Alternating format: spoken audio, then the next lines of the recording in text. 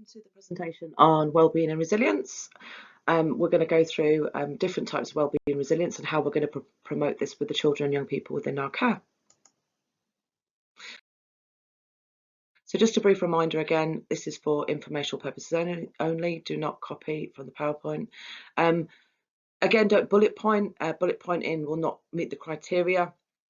It demonstrates more of a recall of information as opposed to learned information. When there's theories or legislations or theoretical approaches, try and sort of embed that or give examples of practice.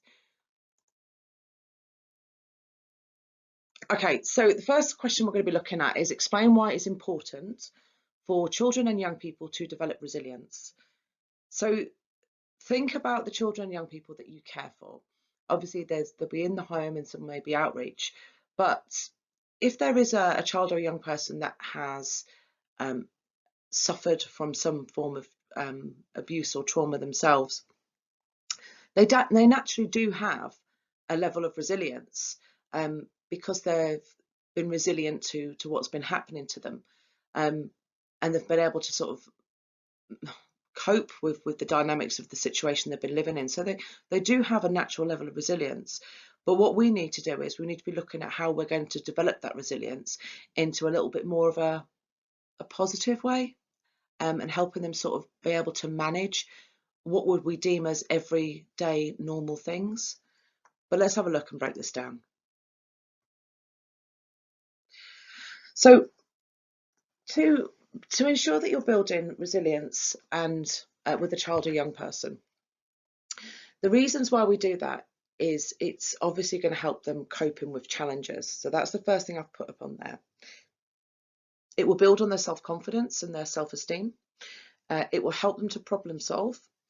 It will help them with their long-term health. It will help them to emotionally regulate and also prepare for adulthood. Now, if we pick this to pieces, our jobs is to, I suppose in a nutshell, it is to create good adults, adults that are going to be able to contribute to the world. And when I say contribute, I don't just mean financially, I mean as a person. You know, we're here to help these children become good people, nice people, people who are going to be able to have relationships, people who are going to be able to get married and have children, and people who are going to be able to have friendships and go on holidays with their friends, and all these things that we often take for granted. The child or young person that has come from an abusive background can actually have a massive impact on this. I'm really passionate about this and about this subject, and I think that, you know, if we can see things from a child or young person's perspective, but also be able to see it from the adults, you look at the way that society is right now and look at how these young people have to deal with the mobile phones, social networking, social media stuff. There's lots of stuff that happens on there. Evidently speaking, it actually causes a barrier. Children are less likely to go out now and interact and socialise, so therefore they're not developing that natural level of resilience. So we need to really sort of drive down on this to ensure that we're kind of implementing it as much as possible. It's like I was saying a minute ago, is, you know, we're aiming to develop good human beings. We need to be able to know that this child or young person is going to go off at the age of 18 and have a good level of self-esteem. You know, we're not always going to have 100% self-esteem. We're not going to be walking out in the world thinking, yes, we are the kings and queens of the world. It's not going to work like that, is it?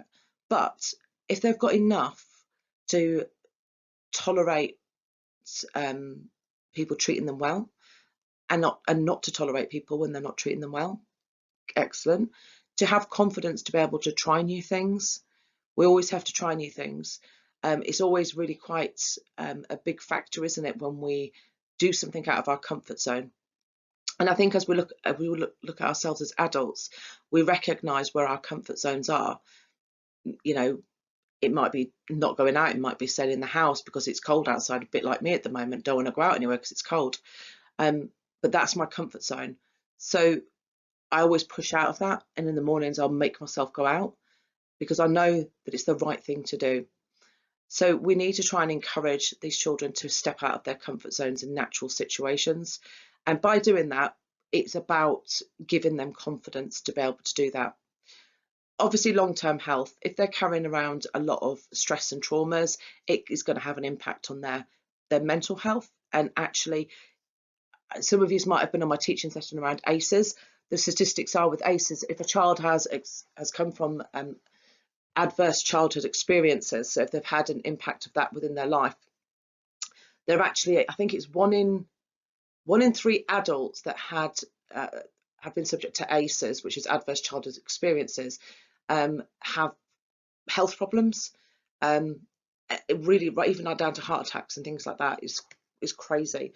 So it can impact their long-term health. So think about how you do this. How are you going to implement these strategies? What strategies are you going to implement to be able to support a child and young person build resilience? We need to keep into mind things such as when they're going to school. Let's look at it, from that perspective. They might be going to school and, someone says something mean to them. Somebody, comments on their trainers and says they're not cool and things like that. That's very low key, but you are there to turn around and develop that resilience. Well, do you know what? It don't really matter what they say, does it? Do you like those trainers? Yeah. Well, what does it matter? They're just another person. They're just another person. So you start building it then. When you start looking at an older teen, you're looking at them with their GCSEs, getting them ready for their exams. Some of them probably aren't going to be doing GCSEs, but they're doing functional skills. You're going to strive them to achieve it as much as possible, but you're not going to hold them. You're going to hold them accountable, yes, because accountability is a big factor, but you're not going to neglect them because of they've not passed their GCSEs. You're certainly going to say, well, do you know what? It is what it is. You've worked your hardest to try it. As long as you work hard, we do it with our own children. Try your hardest, and what will be will be. If you don't pass, you don't pass. It doesn't determine anything. We can just retry. We can do whatever. So look at all the things that you do as well. You might even have actually a really good example of when you've done this with a child or young person. So if you have, obviously use that. When you're writing down your example, you'll probably find you'll naturally meet the next few questions. So the next question is, describe factors that impact on the well-being of a child or a young person. So what things could actually impact on their well-being?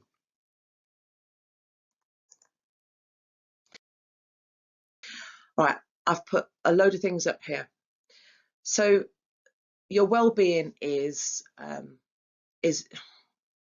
imperative, really. It's the most important thing that we have. It keeps us getting up in the morning. It keeps us going to work. It keeps us engaging with other people. It keeps us just doing things every single day. But I've put a few lists up here. So physical health can impact a child's well-being. Physical, such as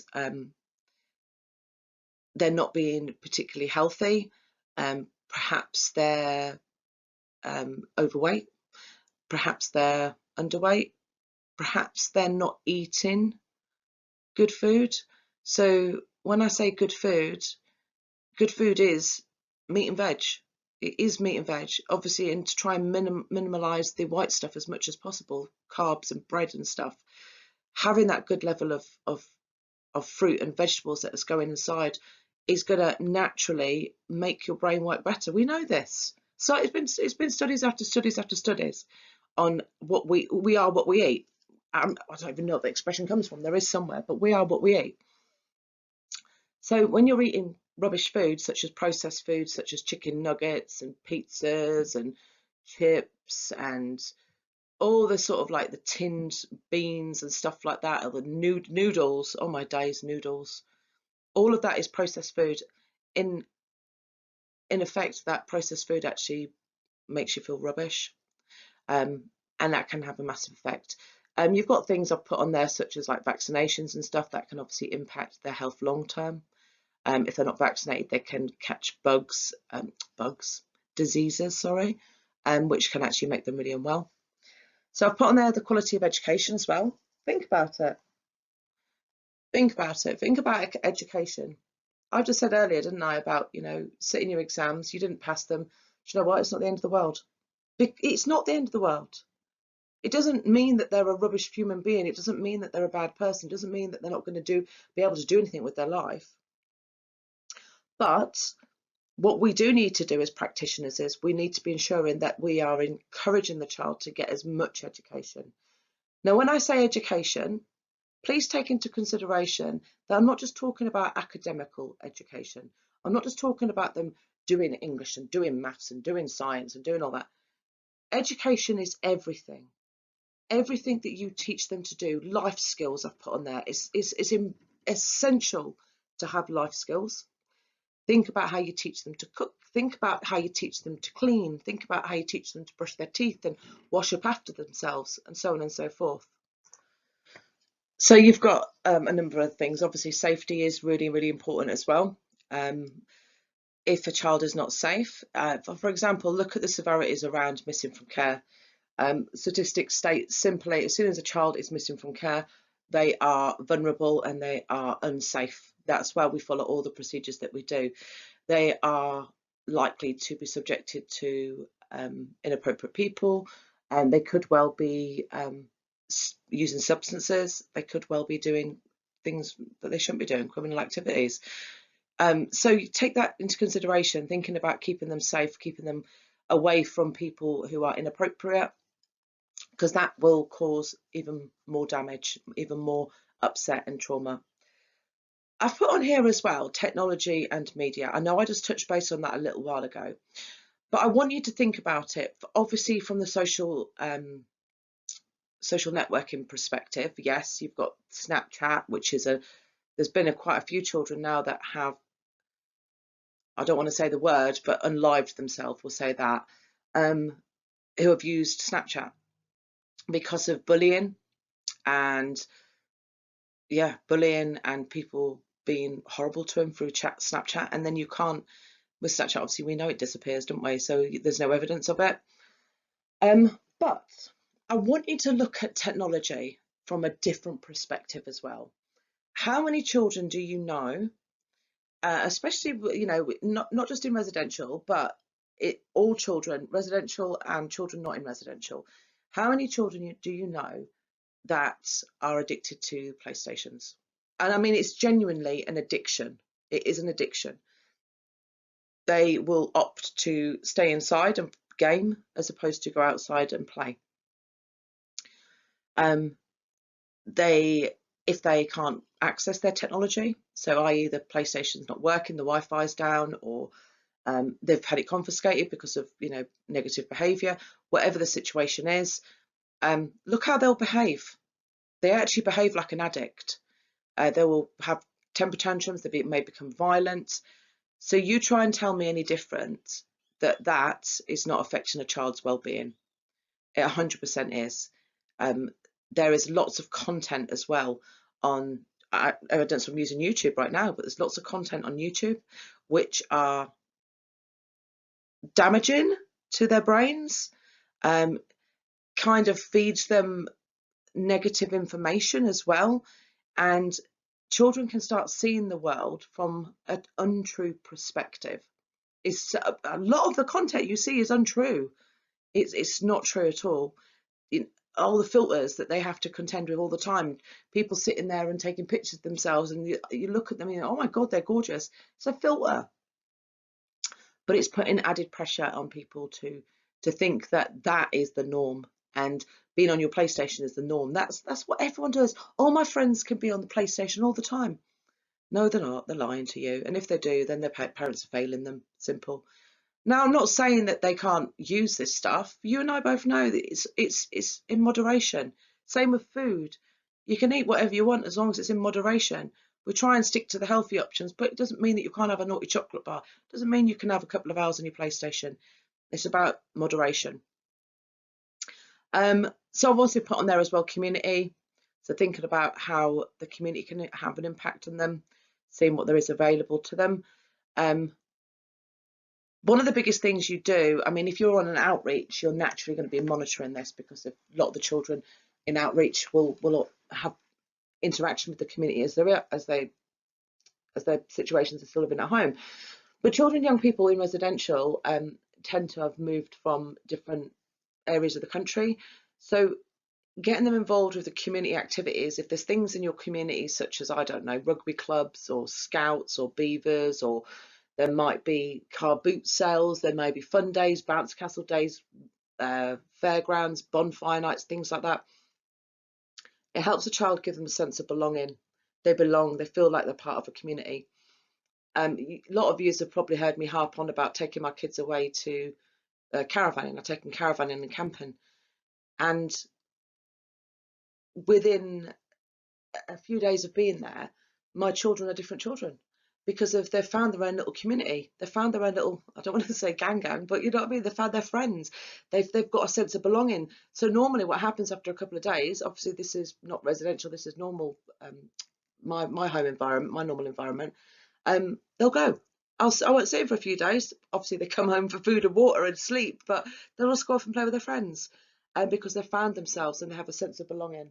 So it's really important to get them involved with the community, get them involved with all the things that are happening, obviously if they want to. But those are a few factors. Again, think about how you might have done this. So the next question is, describe different approaches that support children and young people to develop their own well-being and resilience. So we've spoken about the importance of well-being and resilience. We've spoken about the impacts, the impact on actually building that well-being and resilience.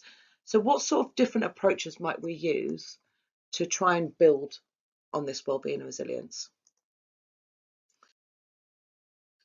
So there's several different approaches that you can use.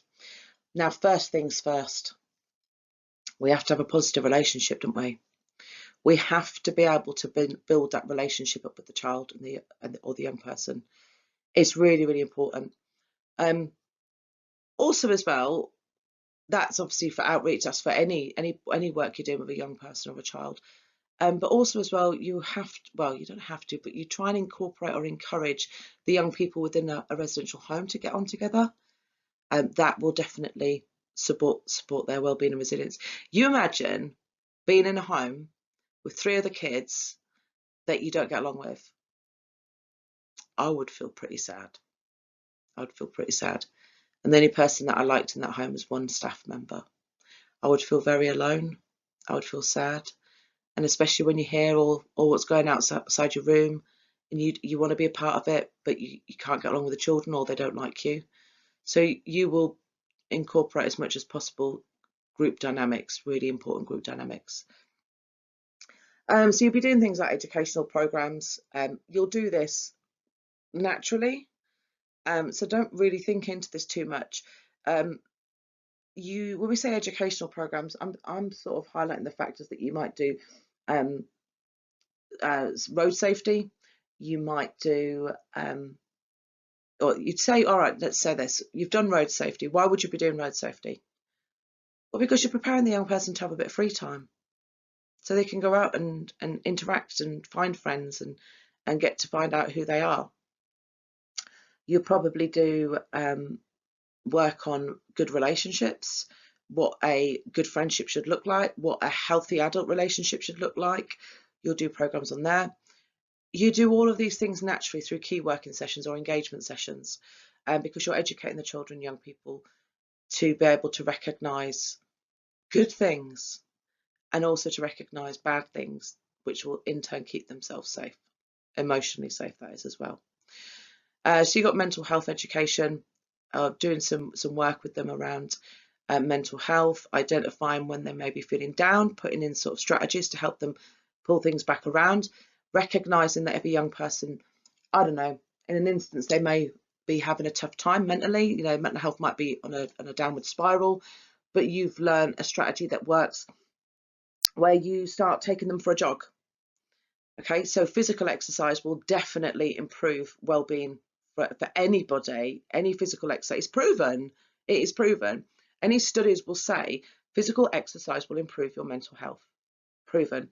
So you might have found a young person is feeling a little bit down, you might want to say, should we go for a bike ride? Should we go for a run? Should we do this? There might be specific strategies that works well with that child. Obviously, we've got things such as counselling and therapy. That's a big factor that you're going to be using to support positive outcomes. I spoke about it earlier, engagement with the community. I've put on here focusing on the child's strengths, identifying what their strengths are and like pushing and goading that strength, you know, giving them the opportunity to recognise what they're good at. That will make you feel good. It will make you feel strong, and it will help you have a more of a positive outlook on life. If you know that you're really, really good at, I don't know, football, and you've got someone who's working with you within the home playing football with you constantly and praising you, oh my God, sick goal, love that, oh my God, you're amazing. That makes people feel good. It makes us all feel good. If you're doing well at something and getting the praise and the recognition, you feel good. Peer support programs, obviously I've spoken about that a minute ago. That will definitely, if you've got a good dynamics with the children and young people in the home, it will definitely support each of the young people to feel happier. Or if you're working on more of an outreach perspective, you'll be looking at their relationships with others in the community. Are they appropriate? Are they not? They might do a bit of education around, you know, Bob is he seems to be going down the way of, you know, doing a bit of the wacky. Do we want to be going down that path? Do you think that's going to be a good relationship? Do you think it's going to be ending well with you? You know, this is what you should be looking for. And you do education with that. Obviously, you've got sports as well. I've kind of highlighted that with the footballing thing. Studies have proven it. And early intervention. So early intervention is a main key to try and get in there before it actually starts causing a problem. So recognising very early that the child is low, feeling isolated, or seeming isolated, seeming withdrawn, getting in there as soon as possible, not leaving it for another 2 or 3 days. But these are all the approaches that you're going to be using. So again, try and think about how you do it. Give your answer in some detail, and maybe see if you've got an example. Do you know, the chances are this unit is one of the easiest units to actually reflect on your practice and to actually use an example to answer the question. So describe the importance of enabling key people to support young people to develop wellbeing and resilience. So we are key people. We are key people in a child or young person's life. So who else is there? Think about it. What other key people should there be?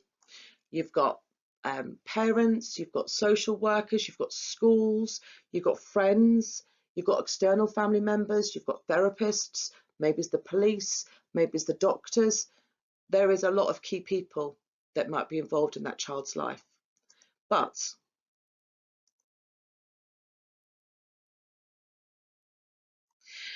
the reason why you work with the key people to support the child or young person is for a number of reasons. You can utilise additional family members or friends that can mentor, role model, or even but sort of promote more positive behaviour from the children and young people. So therefore developing resilience. Key people also have can have an emotional support ability. So for example, if you've got a young person that's struggling with, I don't know, something's happening at the moment, and they know that, oh, Erica's my key worker, and I really want to speak to her about this situation. Knowing that she's got that person, knowing she's got me to talk to, will actually give her a feeling of resilience as well, because she knows she's got that one person. Hopefully it's more than one, but there is an array. We're going to be looking at obviously just mentoring. We're going to be looking at developing further education, and all these people that you work with holistically will support this. Sometimes, I mean, when you think about it, sometimes when there's something bad has happened, or there's a situation that's really quite bad or wrong or uncomfortable, you could have the best relationship in the world with the young person, but because it's so good, sometimes they won't want to come to you for certain things because they don't want to feel like they've let you down. They don't want you to feel embarrassed or ashamed, and they perpetuate all of this negativity. So they might not want to actually disclose certain stuff to you, that they might not want to talk to you about certain things. So recognizing that certain people will be able to support young people in different ways is really, really important. And for you as a practitioner, if you know that you've got a staff member in your home that's really, really good at getting a young person to engage with life skills such as cooking and cleaning and things like that, utilize that person. If you know that the young person's not going to school and you're trying to get them to go to school, and you sort of, come on, let's get you to school, let's get you to school, but you know that this young person and Uncle Jimmy have got a really good relationship, you might just call on Uncle Jimmy, say, Uncle Jimmy, trying to get him to school, can you give us a little bit of help? Uncle Jimmy might phone up and say, hey, Bob, what you doing, mate? Come on, man. Told you. Remember you was talking to me about blah, blah, blah. And they've given that mentoring and that guidance to be able to get them to do what they need to do. But there's a whole array, and the chances are you've probably got an example as well.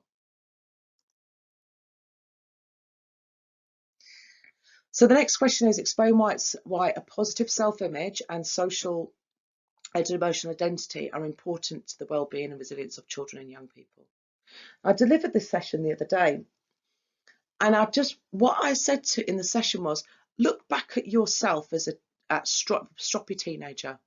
Try and look back at it. Try and remember you were around the age of 10, 11, 12, 13, and think about what things you used to do.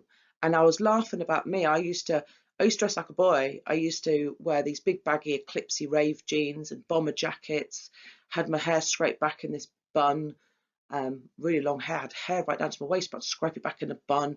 And I'd behave very boy-like. I'd climb trees. I would always just up to no good with the lads. I would knock about the lads. It's where I felt comfortable. Not because I wanted to be a boy, but I found it easier to build a relationships up with the boys.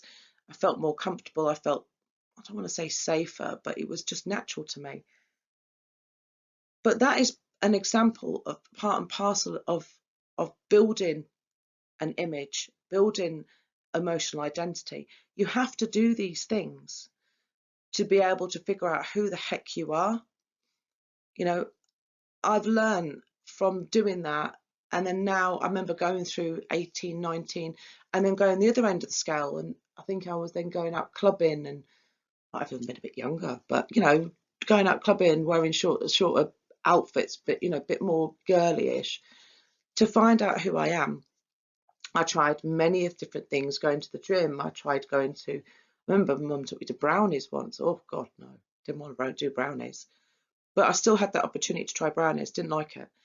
But back in the day, the girls couldn't go to Scouts. I would have been better going to Scouts. But it's a bit more diverse now. So giving them the opportunity to do all these different things will help them be able to find that sort of understanding of who they are. But I've put a few things up on here as well. So obviously teaching them to be able to emotionally regulate, really important factor. You need to allow these children to be able to learn how to regulate themselves. You cannot send a child into this big wide world not being able to manage their own emotions. It is unfair. We cannot soothe them all the time.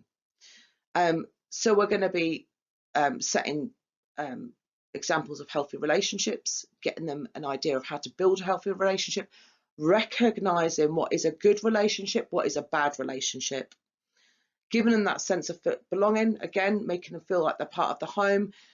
You'll see dynamics, especially when you're working in the home, and I suppose even on outreach as well, to be fair.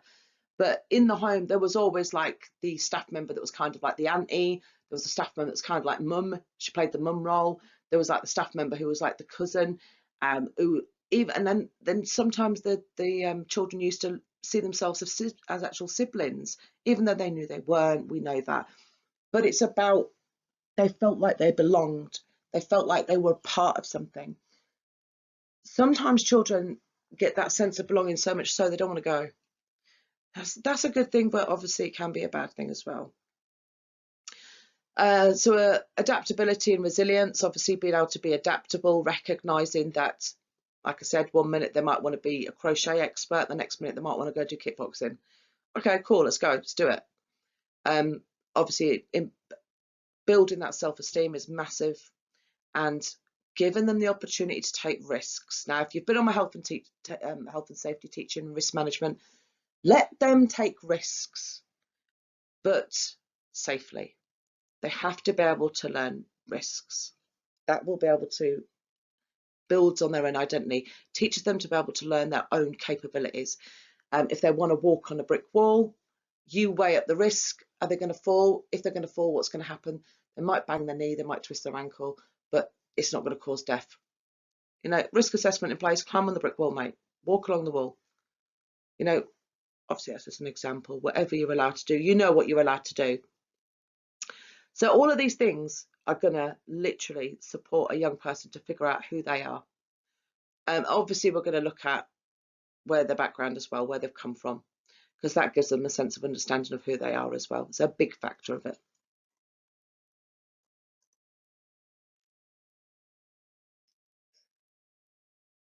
So describe how planning and decision making can contribute to developing a child or a young person's social and emotional identity and self-esteem. So we've spoken about this a little while ago, but let's just pick it to pieces a little bit more. So getting a child involved. So, okay, let's take it right back to the bare bones. Right. So if you was to go up to any child, regardless of whether they're in care or not, or on the brink of care, or whatever the dynamics are, you went up to a 14-year-old child and said, you're going to Scouts. No, it wouldn't be Scouts now, would it? It'd be Boy Brigade, whatever it is. But you're going to do that. No, I'm not. No, I'm not. You're not the boss of me. I'm not doing that. It's not something I want to do. Okay? They're not going to engage because you're dictating to them what they're doing. Majority of their lives have been dictated to. If you've got children with disabilities, their disabilities are always going to dictate to them what they can and can't do to some levels within their life. So they're not going to want to be dictated to. Getting them involved in making plans and making decisions on their life will encourage them to engage, because they'll want to, because they feel like they've made these choices. It also makes them accountable for not engaging. Well, you said you wanted to do that. You told me you wanted to go kickboxing. I've took you kickboxing, and now you said you don't want to go again. Why don't you want to go? Or I don't like it. Well, do you know, that's fine, but you've only done it once. Come on, man. You've got to try it more than once to actually embrace it. Because first of all, you're at the uncomfortable stage of kickboxing, where you've gone there, you don't know anybody, and you've got that uncomfortable stage. You're not going to get a true reading. Make them accountable. Go again. Try again. This is what you said. I've gone to this effort, so we're going to try it again. And you're going to try and encourage them to do that, because it's easy to give up in it. It is easy. It encourages autonomy. So having obviously that child get involved in decision making will reinforce them that, you know, what they say is important. So also, it will also build confidence as well, massively, because they feel like they've actually got some control over their life. But it's really, really important. You know, as well as I do, that if you sit down and work with a young person and say, right, listen, I've done this so many times. I need you to go to school. I need you to go to school because it's the best thing for you, because you need to learn about blah, blah, blah. You need to learn about blah, blah, blah. So I need you to go to school. It's really important. Not going to benefit me. It's not benefiting me. I need you to go to school for you. Tell me, what can I do to help you get to school? Well, I really want a new pair of Air Force Ones. Do you? Okay. So how about if I was to put a plan in place where at the end of 4 weeks you could earn some Air Force Ones from the home or from wherever? What? No, really? Well, what would I have to do? Go to school. So what, if I go to school every single day for a month, I can get some Air Force Ones? Yeah, that's what I'm saying. Now, that's an incentive, but the child has been involved in making that incentive. They've identified what they want. We've identified what they need. They've recognised that we're going to implement this to help them get what they need and what they want. So they're more likely to do it. And the idea behind it is, we're not going to want to incentivize them every single month, because that's not practical in the real world. But sometimes we do it for like a period of time, because we recognize that you need that adjustment period. Getting into a routine of going to school every single day, it's not going to be a case of doing it for a week. You've got to do it for a few weeks before your body and your brain's naturally adapted to that adjustment time. But you've got to get them involved, setting their own goals and being able to achieve something at the end of it. And that's the problem with education. We see education as, well, you're going to walk away with some GCSEs, but that's long term. They see like 2, 3, 4 years away is miles away. What am I going to get now? What am I going to get out of it now? And that's the thing with education. They don't get things out of it quick enough. So it's not really interesting. Well, what have I got? Oh, certain lesson, and I've got to see my friends. Sometimes it's not enough. So they might need that little bit of guidance and incentive. So think about how you do it. The children will obviously get involved with key working sessions. Some of the children, young people, again, depending on their capacity, but they might be reading their care plans. They may be reading their risk assessments. They may even be writing some of the risk assessments with you, sort of helping them to identify their own risks as well. But this level of contribution will definitely build on a child's emotional identity and social and their self-esteem massively. Because they feel like, you know what it's like. Imagine if you're doing this job now, and imagine if someone else said to you, you're going to be a residential support worker. But I don't know if I want to do that. Don't care. That's what you're going to do. Yeah, but I don't want to. Yeah, but it doesn't matter. But that's what you're going to do. Think about it like that. You dig your heels in. No, not doing it. But you've made the choice to do what you do. That's your choices you've made. So when you are at work, and when you're not going to work or whatever, or you have those bad days, you're accountable all the time, because you've made that choice. You've made that choice to do this career. Hopefully, I've made sense of it. So this next section is describing how to recognise when day-to-day difficulties can amount to mental health concerns that require interventions for individual children or young people.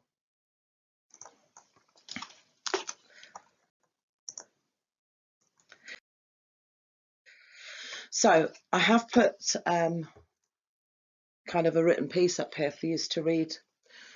But realistically, what I want you to do is I want you to think about a day in the life of a child. So school can get overwhelming. I mean, really overwhelming for any child. So if a child is coming to you in the mornings and saying that they've got a bellyache, I give the example of my daughter actually. So in mornings before school, pretty much, I mean, she's a very, very confident child, and she's very academically bright. But in the mornings, quite often or not, she'll come in the morning to me and say she's got a bellyache. That's a sign that she's uncomfortable with school. She doesn't like school. She loves school. She loves seeing her friends. She loves learning, but there's something bothering her. So we're kind of picking it to pieces to figure out what's bothering her. It's not got to the stressful, really concerning levels, but we recognise there's something there. So if your child is starting to complain or behave differently, there is something bothering them. We know that, but we need to recognise what it is. So a day-to-day life of a child, what would it be?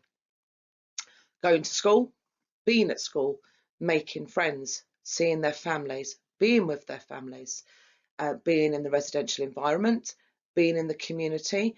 It could be going to health appointments. It could be an array of things, okay? I want you to think about this really quite long and hard, because there will be something that you've experienced. I had one young person. This is a really good example of it. So one young person, she came to the home. She had been kicked out of her previous school, so mainstream school wouldn't take her. We got her into a PRU local to the home, really good PRU. We got her settled in. The bus would come and pick up in the morning. Now, when she was going to the PRU local to the home, she would have to leave for about 8 o'clock in the morning. But within that time frame, she'd learned through the PRU that there was another PRU which was in Norwich, the other side of Norwich, which is probably about an hour and a half away from the home. But they were doing a hair and beauty course, and she was really passionate about that because she wanted to be, oh gosh, I can't remember what it is now, but where they do special effects with the makeup, she wanted to learn to do that. So she knew that she had to do stepping stones. So she went off, she agreed to attend a lesson a week in Norwich. This child would have to get up at 4:30, 5 o'clock in the morning to get the bus to travel. It was a school bus, but they'd pick her up at 6, half 6 in the morning, and then travel her all the way to the other side of Norwich. And she did that for near on a year. No hassles, no worries. When she got back from school, she, at first she was a bit tired and that, but she soon learned to manage it. She did really great. She passed her qualification. She was really happy. The next step for her was to go to college. She went to college, and we found her the, oh gosh, I can't remember what it's called now, the special word, but special effects makeup course in college. And we set her all up. We took her in for the induction, and then she started to go to college. She would be dropped off at college actually for a little while because of it was a little, there wasn't really a bus to get there, so we'd drop her off. And then after about, I don't know, a week or two of going to college, we started to recognise that she was coming back from school. She was very snappy. She was sitting in her bedroom. She wasn't coming out to eat dinner with us anymore. She was refusing to have dinner. And then we started seeing her not get up in the morning. Obviously, staff tried to talk to her. We were trying to engage with her. I tried, and we had a wicked relationship, but she didn't want to talk about it. We checked in with the school. There was no real concerns with the school there. She then stopped going. She won't go to college. She won't get up in the morning. She won't go.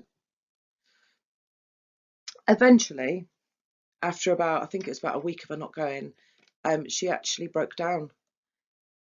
And not disclose, because disclose means that it was something more than this, but she basically told us that she didn't have any friends.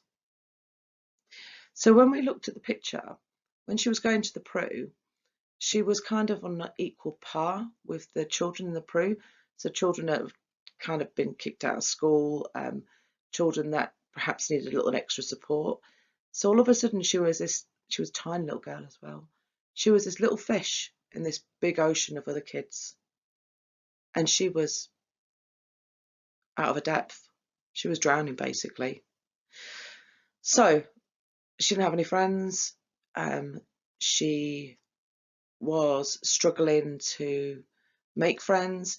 She said something on the lines of that it was basically, they didn't interact with her very well. She would try and interact with them. Oh my gosh, words. But she was trying to interact with them, and they weren't really understanding her. Maybe it's her personality, and that's kind of what we were getting. She wasn't great at making friends, but seemingly this has become a massive thing. So we recognised it. We put a plan in place. We did a buddy system. We managed to find somebody else in the school that had similar background, were in care previously, buddied her up. And I know, you're probably thinking, oh, why that? Because she felt like she had some form of connection there. There was straight away something that they could talk about. So we buddied her up with this girl. They were in different classes, but it just meant during no class periods they were able to knock about together, go and have lunch together and stuff. And then in lessons, the looked after child support person within the college implemented a buddy system within the lesson, and the teacher then obviously kept an eye on her. Oh gosh, I think it was week, 2 weeks, back to normal, different child, back to normal. So if we had not addressed what we saw was happening, then potentially her education and her well-being was got out the window. It had got out the window. She was definitely down. But we stepped in, we found out the source, we've put in strategies, and therefore she re-engaged. So look at an every single day. It could be the family contact. It could be something around education. It could be something around substances. It could be something around missing from cares. Think about how everyday difficult is. Even just some kids, it might be just coming into the home. Think of that transition period. It's a bit rocky. But yeah, think about that and give me an example. So outline different types of behaviours that may indicate distress or are likely to compromise a child or young person's well-being. So let's have a look at some indicators. I know you're going to know this, but again, don't bullet point. I want you to give examples again. Well, if you can, give examples. If not, just give me sentences of how it might look or how you would expect it to be seen. But I've put on there persistent behaviour changes. So the behaviours are changing all the time, inconsistent. We don't know what's going on. 1 minute they're happy, 1 minute they're sad, 1 minute they're angry, 1 minute they're laughing, 1 minute this. There is a complete flipping of behaviours. Them actually expressing that they feel sad or they feel hopeless, worthless, them actually expressing that. They can do it indirectly as well, so be mindful of that. Emotional dysregulation, so obviously their emotions are 1 minute they're, like I said, they'll be absolutely fine, next minute they'll be crying, next minute they'll be angry, next minute they'll be withdrawn, and they're not able to regulate their emotions.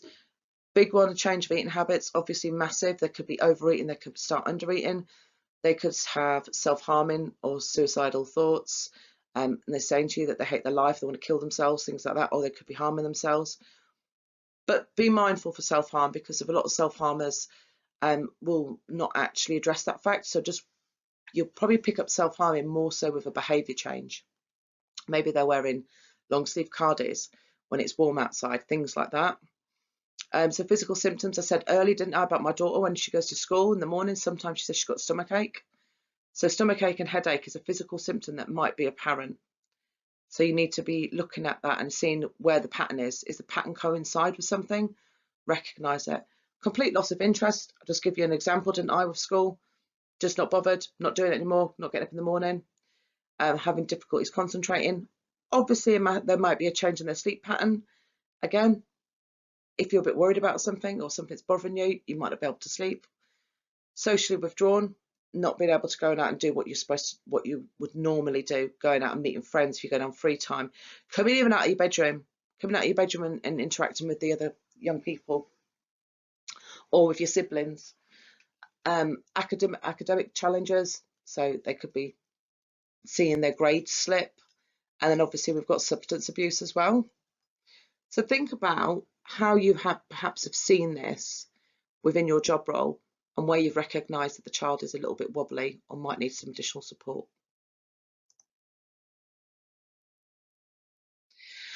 So describe models for monitoring changes in children and young people. So obviously a lot of you, probably all of you, are trained in the trauma-informed approach now. So you'll be doing that. You will be obviously ensuring the children have mental health check-ins. So a lot of the companies, again, that I work with, have in-house therapy or therapists, I should say, and the children can have access to them. And sometimes it's just embedded into their care plan that they speak to the therapist once a month. And that's another thing. School-based monitoring, again, the school will be keeping an eye on the child all the time, especially like, for example, the looked after support person in the college. They were monitoring the child and watching her closely, seeing how she interacts. Again, there is I can't remember the correct term for it in schools. Oh, it's going to bug me now. But there's people within the schools basically which are there to give sort of emotional support to children, all children. I keep wanting to say padre, but it's not. Pastoral. And they have them embedded into the schools now. So you've got like a wellbeing coach in the schools, making sure kids are all right. And then you're going to have measuring tools as well. So that will be anything from the risk assessments, the working with, the care plans. It could even be monitoring forms, things like that. But we're going to break it down a little bit more in the next slide. So what these might look like. So everything that I've spoken about, this is how you might be seeing them. Health plans, you'll be doing debriefs, you'll be watching their behaviour management plan, logging it on there. a record of conversation. If you had a conversation with a child, you will log it. Psychological assessments, working with that therapist, the counsellor and stuff like that. Self-harm plan, so if there's some concerns around self-harm, you'll put a plan in place. Safety plan, risk assessments. I've put the daily logs and daily diaries, well, I don't know what you call them. This is the child's Bible, effectively. This is what they do every single day. So if you are writing about the child every single day, what they've done, how they've behaved, what they've achieved, what they've eaten, and so on and so on, you'll be able to soon see the change in the child's behaviour throughout their daily logs even. So be mindful of that. Be mindful when you go in on handover. I know you get the handover. I know you get told how the child was, but have a quick flick through their daily logs and see what they were like the day before, see what they were like the day before that. See if you can recognise anything. Reflective practice, so supervisions and team meetings, so where you're actually speaking with professionals, your manager, you're working as a team, and recognising, hang on, she don't go in on Tuesdays. Yeah, she did that on my shift last week. Oh yeah, she did that. She did that a couple of weeks ago on my shift. Why is it Tuesdays? Right, something wrong's with Tuesdays. Let's look into Tuesdays. So this is how you use that sort of teamwork. Monitoring forms I spoke about earlier. Children in my home, if there was any concerns around self-harm or suicidal thoughts or statements, we would put them on a close monitoring form where we'd literally check on their welfare every 10-15 minutes, depending on the concerns. Sometimes it could be 30 minutes, but it depends on that child's concerns. Key working sessions and engagement sessions, and those good old incentive charts. Recognising, something's not quite right. Let's try and incentivise and move in a different direction, a more positive direction.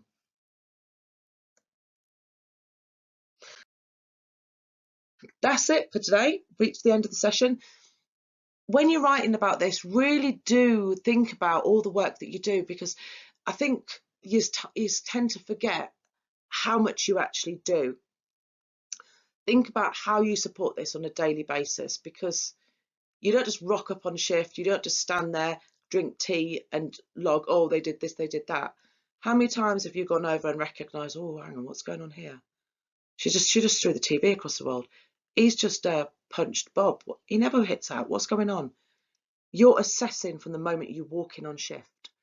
So think about all the assessments that you do every single day, and then you'll be able to identify perhaps support where you've put support in place. And again, like I've said, throughout this whole unit, if you can answer it as examples and meet the criteria, so you can give a really good example of supporting a child, like I said to you about the child that was going to school and not going to school with college and stuff. If you've got examples, use those examples, you meet the criteria easier. It's much easier to meet the criteria. So, and if you feel like you've covered a couple of questions, write on there, I believe this covers question 1.2, 1.3, whatever it is. I hope you found it useful. Thank you very much for joining.